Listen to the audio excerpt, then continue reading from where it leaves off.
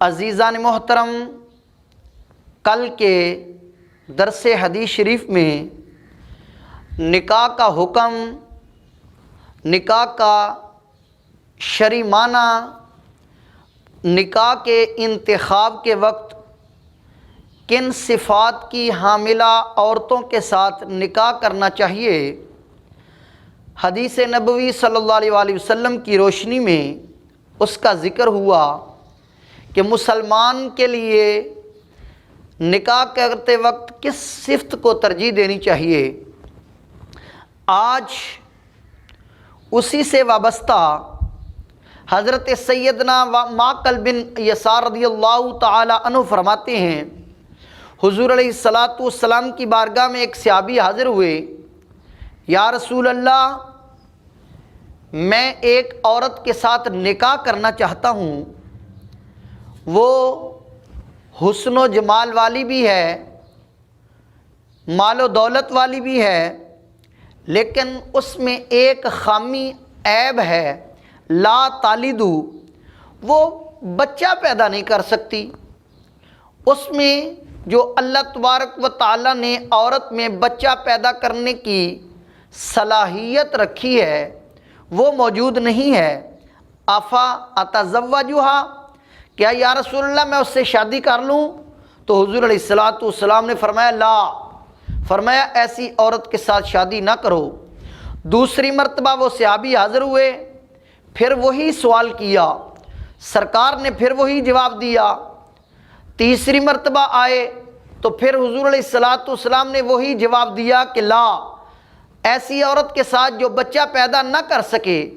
اس کے ساتھ شادی نہ کرو۔ اس کے بعد حضور علیہ الصلاۃ والسلام نے جو آخر میں جملہ ارشاد فرمایا تزوج الولود ودود الولود، فرمایا ایسی عورتوں کے ساتھ شادی کرو جو محبت کرنے والی بھی ہوں اور بچے پیدا کرنے کی ان میں صلاحیت موجود ہو، ان میں بانجھ پن نہ ہو۔ تو اس لیے کیوں حضور علیہ الصلاۃ والسلام نے فرمایا فَإِنِّي مُقَاصِرٌ بِكُمُ الْأُمَمَا، فرمایا میں قیامت کے دن اپنی امت کی کثرت کی وجہ سے دیگر امتوں کے مقابلے میں انبیاء پر فخر کروں گا۔ تو اس لیے امت کی کثرت کا ہونا یہ حضور علیہ الصلاۃ والسلام کو محبوب ہے، اور دوسرا اولاد دینا یہ رب ذوالجلال کا اختیار ہے۔ یہب لمن یشاء اناثا ویہب لمن یشاء الذکور، اللہ جسے چاہے بیٹے عطا فرمائے، جسے چاہے بیٹیاں عطا کرے، لیکن اگر شروع میں عورت کے انتخاب کے وقت نکاح سے پہلے پتہ چل جائے کہ اس میں ایسا عیب ہے کہ یہ عورت بانجھ پن کا شکار ہے، ایسی بیماری میں مبتلا ہے جس کی وجہ سے اس کو اولاد نہیں ہو سکتی، تو ایسی عورت چاہے خوبصورت ہی کیوں نہ ہو اس سے حضور علیہ الصلاۃ والسلام نے نکاح کرنے کو پسند نہیں فرمایا۔ اگلا باب امام ابو داود رحمۃ اللہ تعالی علیہ انہوں نے باندھا ہے کہ زانیہ عورت کا نکاح شریف مرد کے ساتھ، متقی پرہیزگار مرد کے ساتھ، اور اسی طرح زانی مرد کا نکاح، زانیہ شریف مرد کا نکاح زانیہ عورت کے ساتھ، اور زانیہ عورت کا نکاح زانی مرد کے ساتھ کیا جائے گا۔ متقی مرد زانیہ عورت کے ساتھ نکاح نہیں کرے گا۔ اسی طرح اگر مرد فاسق و فاجر زانی ہو تو وہ شریفہ عورت کے ساتھ شادی نہیں کرے گا۔ قرآن پاک نے بھی یہ ضابطہ عطا فرمایا الخبیثات للخبیثین والخبیثون للخبیثات والطیبات للطیبین والطیبون للطیبات، فرمایا پاک مرد پاک عورتوں کے لیے، اسی طرح نجس مرد نجس عورتوں کے لیے۔ اگر انسان چاہتا ہے کہ مجھے بیوی پاک دامنہ ملے تو اسے اپنے دامن کو زنا کی غلاظت سے محفوظ رکھنا ہوگا۔ اسی طرح اگر عورت چاہتی ہے کہ میرا خامد ایسا ہو جو پاک دامن صاف ستھرا ہو، نیک متقی ہو، تو اسے بھی اپنی عفت کی حفاظت کرنا ہوگی، اپنی عصمت کو محفوظ کرنا ہوگا، کیونکہ قرآن نے یہ ضابطہ دے دیا، پاک مرد پاک عورتوں کے لیے اور نجس مرد نجس عورتوں کے لیے۔ تو لہٰذا اگر جو مرد چاہتا ہے کہ میری بیوی پاک دامنہ ہو، اسی طرح عورت چاہتی ہے کہ مرد مجھے ایسا شوہر ملے جو پاک صاف متقی پرہیزگار ہو، تو دونوں کو اپنی حفاظت عفت کی کرنی چاہیے۔ اس باب میں امام بخاری علیہ الرحمہ حضرت سیدنا ابو مرثد غنوی رضی اللہ تعالی عنہ یہ اسلام لانے سے پہلے مکہ پاک میں یہ بڑے دلیر اور طاقتور آدمی تھے۔ یہ اناک نامی ایک مکہ میں عورت تھی، ان کے ساتھ ان کے ناجائز تعلقات تھے۔ اب یہ مسلمان ہو گئے۔ اسلام لانے کے بعد جب ہجرت کر کے مسلمان مکہ سے مدینہ شریف آ گئے، اب یہ کیا کیا کرتے، یہ راتوں کو مکہ پاک جایا کرتے اور وہاں مسلمان جو موجود تھے جن کو کافروں نے ظلم روکا ہوا تھا وہ آ نہیں سکے، تو ان کو اپنے کندھوں پر اٹھا کر مدینہ پاک لایا کرتے تھے۔ ایک دن حضرت ابو مرثد غنوی آپ ایک دیوار کے سائے میں موجود تھے، تو اناک نے دور سے دیکھا انسان کا سایہ ہے، قریب آ کر دیکھا تو محسوس ہوا کہ یہ ابو مرثد غنوی ہے۔ تو ان کو اپنے وہ دور جاہلیت میں اسلام لانے سے قبل جو ان کے ساتھ تعلقات تھے، ان کے لیے انہوں نے دعوت دی کہ ابو مرثد آؤ میرے ساتھ وہی معاملہ بدکاری کا کرو۔ انہیں یہ معلوم نہیں تھا کہ اب ابو مرثد غنوی وہ نہیں ہے جو دور جاہلیت والے تھے، اب وہ مسلمان ہو چکے ہیں، اور اسلام فرماتا ہے وَلَا تَقْرَبُوا الزِّنَا، فرمایا زنا کرنا تو درکنار،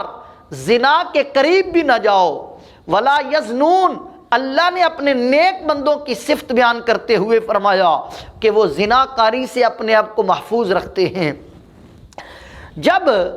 اناک نے دیکھا کہ ابو مرثد غنوی وہ میرے ساتھ بدکاری کا ارتکاب نہیں کرتا، تو اس نے شور مچا دیا، مکے والوں، جو آدمی آپ کے بندوں کو اٹھا کر مکے سے مدینہ لے جاتا ہے وہ آج مکے میں موجود ہے اور فلاں جگہ۔ آپ وہاں سے دوڑے اور مدینہ پاک واپس آ گئے، حضور کی بارگاہ میں آ کر عرض کیا یا رسول اللہ، کیا میں اناک نامی عورت کے ساتھ شادی کر لوں؟ حضور علیہ السلام نے خاموشی اختیار فرمائی۔ دوبارہ انہوں نے عرض کیا، حضور علیہ السلام نے پھر خاموشی اختیار فرمائی۔ اب حدیث مبارکہ کے الفاظ کیا ہے؟ فرمایا میں حضور علیہ السلام کی بارگاہ میں آیا اور میں نے عرض کیا انکحوا اناکن، یا رسول اللہ میں اناک سے نکاح کر لوں؟ فسکت عنی، حضور نے مجھ سے خاموشی اختیار فرمائی۔ اس کے بعد فنزلت، یہ آیت مبارکہ نازل ہوئی، الزانیۃ لا ینکحها الا زان او مشرک، فرمایا زانیہ عورت وہ صرف زانی مرد یا مشرک مرد کے ساتھ شادی کر سکتی ہے۔ وحرم ذالک علی المؤمنین، ان کو اللہ نے اہل ایمان پر حرام قرار دیا ہے۔ تو اس سے پتہ چلا کہ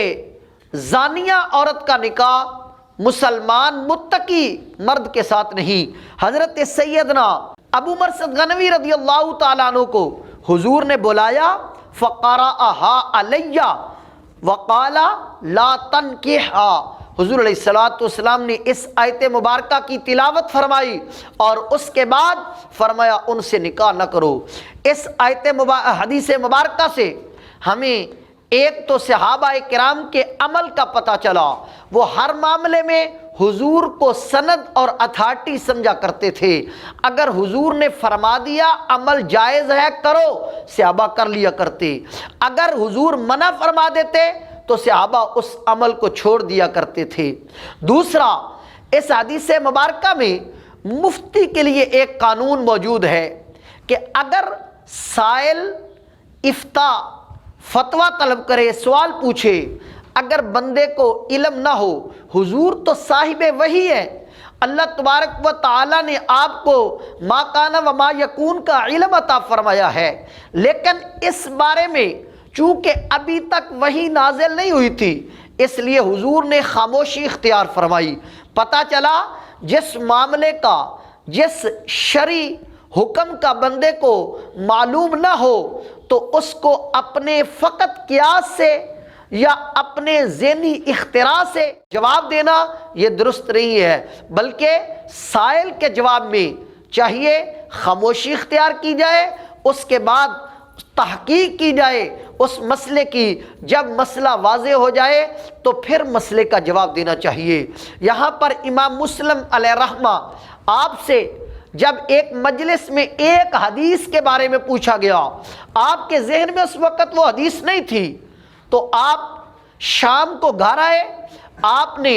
ورق گردانی شروع کی اور ساری رات آپ نے اسی میں حدیث کو تلاش کرتے کرتے گزار دی۔ یہ لمبا واقعہ آپ کے حالات میں موجود ہے۔ یہاں پر ہمیں یہ قانون ملتا ہے کہ اگر کوئی مسئلہ پوچھے تو وہ مسئلے کا جواب ذہن میں نہ ہو تو فوراً اپنی ذہنی اختراع سے صرف یہ کہے کہ اگر میں نے جواب نہ دیا تو میری عزت کیسے بچے گی، تو میں جواب جس طرح ہو دے دوں، تو یہ درست نہیں ہے، بلکہ تحقیق کے بعد جواب دینا چاہیے۔ تو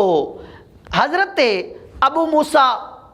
ابو مرثد غنوی رضی اللہ تعالی عنہ نے نکاح ترک کر دیا۔ اس سے پتہ چلا کہ اب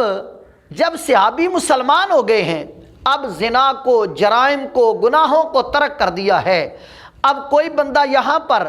آپ کا یہ عمل بیان کر کے کہ دیکھیں صحابی کے دور جاہلیت میں فحشہ عورت کے ساتھ تعلقات تھے، تو اس کے لیے جواب یہ ہے کہ ان الاسلام یہدم ما کان قبلہ، کہ جب بندہ کلمہ پڑھ کے مسلمان ہو جاتا ہے تو اسلام لانے کی برکت اتنی ہے، اسلام میں قوت اتنی ہے کہ جیسے ہی بندہ کلمہ پڑھ کر دامن اسلام میں داخل ہوتا ہے، اللہ تعالیٰ اس کے پچھلے پہلے سارے صغیرہ کبیرہ گناہ معاف کر دیتا ہے۔ لہٰذا صحابی کا یہ اسلام لانے کا پہلا عمل ذکر کر کے ان پر تان نہیں کیا جا سکتا۔ آئیے حضور علیہ السلام نے حضرت سیدنا ابو ہریرہ رضی اللہ تعالی عنہ روایت کرتے ہیں، حضور نے فرمایا لا ينکح الزانی المجلود الا مثلہ، فرمایا وہ زنا کرنے والا زانی مجلود جس کو زنا کی حد کی وجہ سے کوڑے لگ چکے ہیں، فرمایا وہ شادی نہ کرے الا مثلہ، مگر اپنے جیسے عورت کے ساتھ۔ اب سوال پیدا ہوتا ہے مثل کا معنی اگر اعضاء کا برابر، دو ہاتھ، دو پاؤں، دو آنکھوں کا ہونا ہے تو زانی اور غیر زانی دونوں کی آنکھیں، ہاتھ، پاؤں، ناک، اعضاء برابر ہیں، لیکن ان میں ایک صفت بدل چکی ہے، اس میں تقوی کی صفت پائی جا رہی ہے، اس میں متقی پرہیزگار ہے، اس نے اپنی عفت کو محفوظ کیا ہوا ہے، اور زانی بندہ اس نے اپنی عصمت دری کر لی ہے۔ اب چونکہ اب ان کی عصمت برابر نہیں ہے، صفت میں تبدیلی آ گئی ہے، تو اب ان کی ایک دوسرے کے ساتھ مماثلت بھی نہیں ہو سکتی۔ اسی طرح جب ہم نبی کی مثل کی بات کرتے ہیں تو نبی وہ ہے جو معصوم عن الخطا ہوتے ہیں، نبی گناہوں سے پاک ہوتے ہیں، اور امتی سے گناہ سرزد ہو سکتا ہے، تو لہٰذا جب صفت میں تبدیلی آ جائے تو مماثلت باقی نہیں رہتی۔ اسی طرح نبی معصوم ہے اور امتی سے غلطی کا امکان اور غلطی ہو سکتی ہے، تو لہٰذا امتی اور نبی بھی ایک دوسرے کے مثل نہیں ہو سکتے۔ تو اس باب میں امام ابو داود علیہ رحمہ نے یہ نقل کیا ہے کہ زانی مرد وہ زانیہ کے ساتھ نکاح کرے گا، تو لہٰذا طہارت اور عفت کی حفاظت کرتے ہوئے ہمیں چاہیے کہ ہم اپنی عزتوں کی حفاظت کریں۔